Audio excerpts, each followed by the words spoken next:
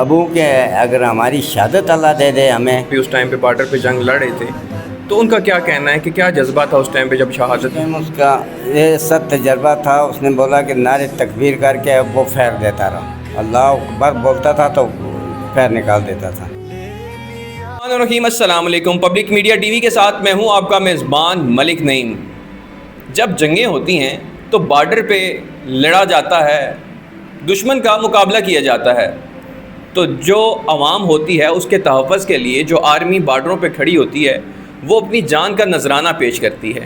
تو یہ مٹی جو ہے، ہم اس کو فقط مٹی نہیں کہیں گے، بلکہ اس مٹی کے اندر پاک افواج کا، پاک آرمی کا اور ان جوانوں کا لہو شامل ہے. آج میں جس شہید کے بارے میں بات کرنے جا رہا ہوں، وہ شہید صرف ہم ان کو شہید کا رتبہ دے کر اس بات کو آگے نہیں بڑھائیں گے، بلکہ اس والد کے ساتھ ہم بیٹھے ہوئے ہیں جو اس ہمت کے ساتھ، اس جذبے کے ساتھ یہاں پہ ہمارے ساتھ موجود ہیں، جو اپنے اور بچوں کو بھی آرمی میں بھجوانے کے لیے اپیل کر رہا ہے. وہ کہہ رہے ہیں کہ میرے بچے اور بھی جو ہیں وہ بھی جائیں اور بارڈر کے اوپر دشمن کا مقابلہ کر سکیں اور شہادت کے اس رتبے پہ فائز ہو سکیں. میرے ساتھ اکرام اللہ صاحب کے والد صاحب موجود ہیں جو پچھلے دنوں بارڈر پہ دشمن کا مقابلہ کرتے ہوئے شہادت کے اس رتبے پہ فائز ہو چکے ہیں. السلام علیکم سر. جی السلام علیکم. اچھا مجھے بتائیں سب سے پہلے کہ میں ناچیز بندہ آپ کے سامنے شاید میں وہ چند جو جذبات ہیں، وہ سوالات ہیں، وہ بھی نہ رکھ سکوں. سب سے پہلے آپ کو سلوٹ ہے کہ آپ کے بیٹے نے اس پوری پاکستان کے لیے جو اپنی جان کا نذرانہ اور شہادت کے اس رتبے پہ فائز ہوا، یہ کسی بہت بڑے اعزاز سے کم نہیں ہے. آپ کا جذبہ بھی دیکھ رہے ہیں کہ آپ اتنی ہمت اور اس خوشنودی کے ساتھ آپ یہ ویڈیوز ریکارڈ کرتے ہوئے، میں نے جب آپ کا وہ جذبہ دیکھا تو یقیناً ہمارے بھی سر فخر سے بلند ہیں. تو یہ جو آپ کے بیٹے تھے کب آرمی میں بھرتی ہوئے؟ یہ اس کو 17 سال ہو گئے تقریباً. اچھا. ہاں جی 17 سال ہو چکے ہیں اس کو ڈپٹی کے اندر. ٹھیک ہے جی اس نے ہر جگہ نوکری کی ہوئی ہے، یہیں کہ سیاچین کی طرف بھی گیا، اس کے بعد افغانہ میں بھی گیا، اس کے بعد لاہور میں بھی رہا، اس کے بعد ابھی اس میں چلے گیا پنڈی میں آ گیا. پنڈی تو پھر ابھی فارورڈ کوٹا چلے گیا تھا. اچھا، لاسٹ ٹائم گھر سے کب گئی اور آپ کی کب بات ہوئی ان سے؟ وہ چھٹی گزار کے عید کے 5ویں دن وہ یہاں سے گھر سے گیا، اور اس دن جانے کے بعد پھر میری 15 دن بعد بات ہوئی ہے، بس پھر نہیں ہوئی. یہ 15 دن گزرنے تو بعد ڈپٹی پہ جانے کے بعد میری 15 دن تو بعد بات ہوئی ہے ایک دفعہ بس. کبھی شہادت کا ذکر کیا تھا کہ میں شہید ہو جاؤں گا؟ پہلے بھی مجھے کہہ رہا تھا کہ میں یہ چاہتا ہوں ابو کہ اگر ہماری شہادت اللہ دے دے ہمیں. اس ٹائم پہ بارڈر پہ جنگ لڑ رہے تھے، تو ان کا کیا کہنا ہے کہ کیا جذبہ تھا اس ٹائم پہ جب شہادت؟ اس کا یہ سب تجربہ تھا. اس نے بولا کہ نعرے تکبیر کر کے وہ پھیر دیتا رہا، اللہ اکبر بولتا تھا تو پھیر نکال دیتا تھا. اور اتنا جذبہ تھا اس ٹائم، اور ساتھی نے بولا کہ اتنا جذبہ تھا اس کے اندر کہ جتنے اس کے سنگی ساتھی، جتنے باقی اس کے فوجی تھے، سب کا جذبہ بڑھ گیا. وہ بھی پھیر دے رہے تھے اپنی اپنی پوسٹوں سے. جس پوسٹ پر یہ تھا تو وہاں تو بالکل اتنا جذبے کے ساتھ اس نے پھیر دیا دشمن کو اور ڈٹ کے مقابلہ کیا. یقیناً یہ جذبات جو ہیں، اور یہ کہنا صرف فقط ایک بات نہیں ہے. جب دشمن کا مقابلہ، دشمن آپ کے سامنے ہو اور نعرہ تکبیر کر کے آپ اپنے جو ہتھیار ہیں ان کو چلا رہے ہوں، تو یہ جذبہ شاید کم ہی لوگوں کو نصیب ہوتا ہے. تو جیسے کہ آپ نے کہا کہ اسے شوق تھا آرمی میں جانے کا، پھر شہادت میں کا رتبہ حاصل کرنے کا، تو کبھی گھر میں بیٹھے بیٹھے کبھی بات نہیں ہوئی کہ میں آپ سے بات ہو گیا ابو آج میں شہید ہونے کا بڑا شوق ہے، یا میں جاؤں گا لڑوں گا؟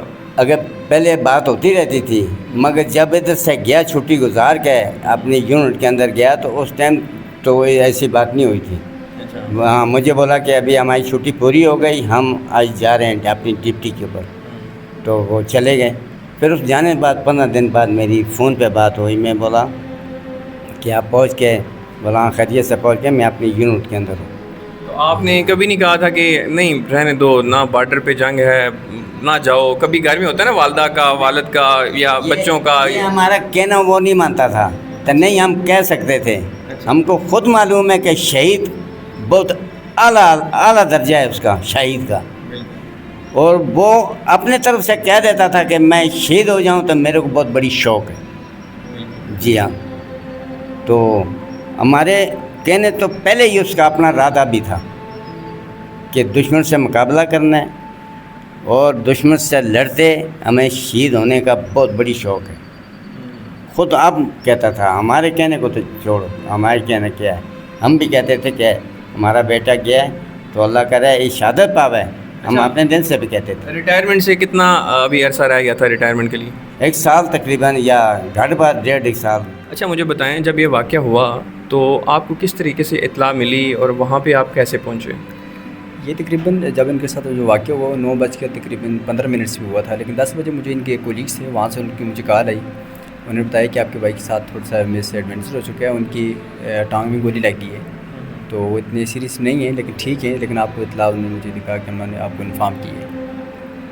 تو اس کے بعد جب آپ کو اطلاع ملی، والد صاحب سے آپ نے بات کی یا گھر میں جس طریقے سے ایک ہوتا ہے عموماً جس طریقے سے، تو آپ یہاں سے وہاں کے لیے روانہ ہوئے، تو بھائی سے جب ملاقات ہوئی تو وہ سارا سنیریو کیا تھا، کیا بات چیت ہوتی رہی جب راولپنڈی تک آپ کا سارا جو ایک ہوتی ہے نا کہ ایک وہ جذبہ اور وطن کے لیے انہوں نے جو اتنا بڑا ایک کام کر دیا، جو شہادت کے اس رتبے فائز ہو گئے، تو کچھ چند باتیں تو ہوئی ہوں گی ان سے؟